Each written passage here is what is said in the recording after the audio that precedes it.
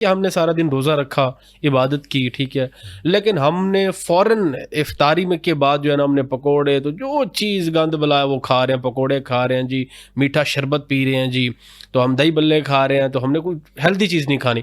और इसी तरीके से सहरी के अंदर भी यही होता है कि लस्सी पी जा रही है, डिफरेंट चीज़ें और भी हलवा पूड़ी खाई जा रही है, सहरी के अंदर पराठे खाए जा रहे हैं।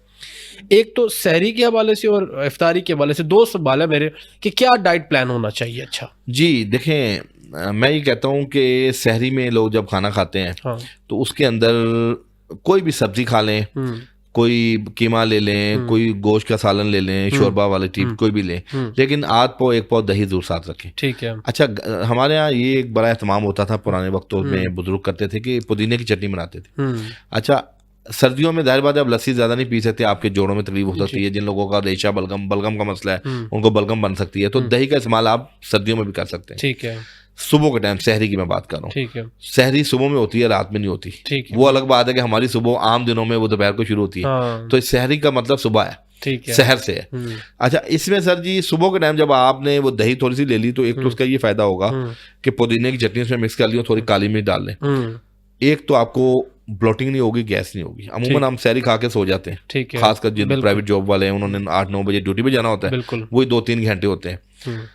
आपको रात को भी 1 या 2 खजूर सहरी के साथ खानी है। ठीक है। खजूर एक कुदरती न्यूट्रिशन है, इसमें ग़िज़ाइयत भी है पूरी। ठीक है। इसके अलावा आपने अफ्तारी के अंदर एक चीज मैं बड़ा हमेशा जोर देता हूँ अपने तमाम नाज़रीन को कि अफ्तारी आपने एक करनी, 2 नहीं करनी।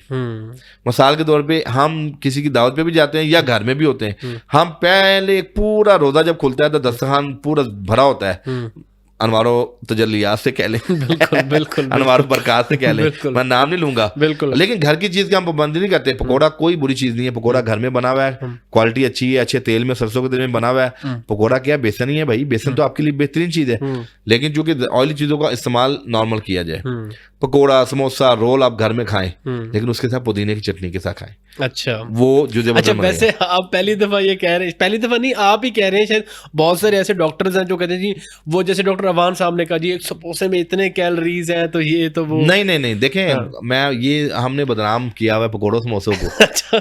जिन चीजों में बदनामी है वो हमने ट्रेंड बनाया हुआ है। हम कहते हैं ऑयल अच्छा इस्तेमाल करें, ऑयल की वजह से बड़ी बीमारियां पैदा हो रही हैं, मेटाबॉलिज्म पूरा चेंज हो रहा है। हम कहते हैं ये कोल्ड ड्रिंक्स वगैरह, ये सिंथेटिक आइसक्रीम वगैरह छोड़ दें।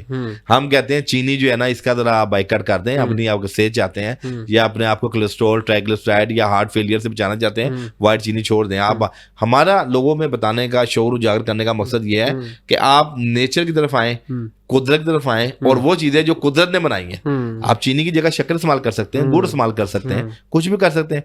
आप ये केचप और मायोनीज और ये दुनिया की जो वो रेड चिलीज जो खा रहे हैं, उसकी जगह आप पुदीने की चटनी बनाएं।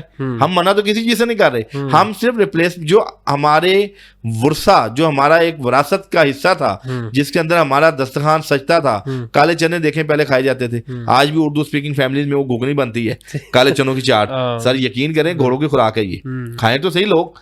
जो लोग अपने अंदर कमजोरी महसूस करते हैं, जो लोग कहते हैं कमर में दर्द हो गई, या मैं उनके लिए भी कहता हूँ जो कहते हैं जी रोजा रख के कमजोरी होगी, हालांकि रोजा रख के कमजोरी नहीं होती, वो भी खाएं काले चने।